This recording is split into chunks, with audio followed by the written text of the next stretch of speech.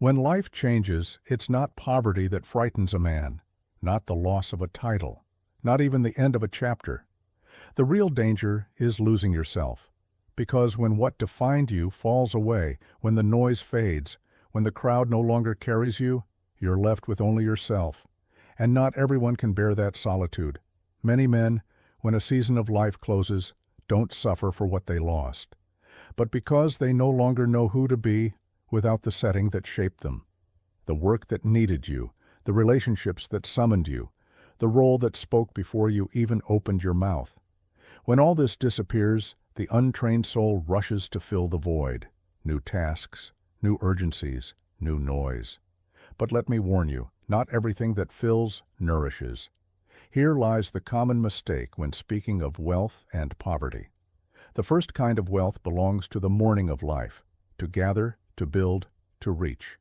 It is natural, it is useful, it is even necessary. But there is a second wealth, quieter, firmer, harder to recognize. It appears when you learn to separate what sustains you from what merely kept you busy, when you stop measuring yourself by the external and begin to measure yourself by your nature. That is why I spoke of chosen poverty, without shame, without hesitation, not as misery, not as scorn for life, but as a practice of truth. Take something away deliberately and observe, not to punish yourself, but to see.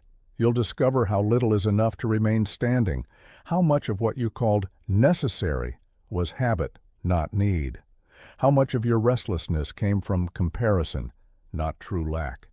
And then something rare happens. You begin to trust yourself, not your role, not your context, not approval, but your own ability to pass through change without dissolving.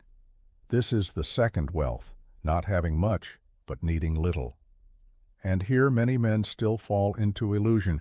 They think adulthood ends the shaping of character, that no further discipline is required, that vigilance is for the young, a subtle error, and therefore dangerous.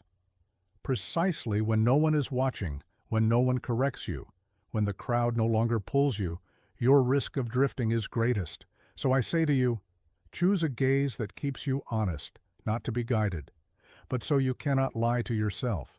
Choose someone you admire, someone before whom you wouldn't want to feel ashamed for what you do when no one sees, and live as if that gaze were with you, not as a crutch, but as a measure, not as dependence, but as discipline of the soul.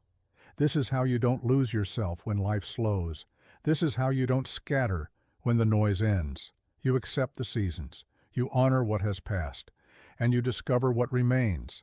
And what remains, believe me, is always enough to live well, not dragged, not confused, but rooted.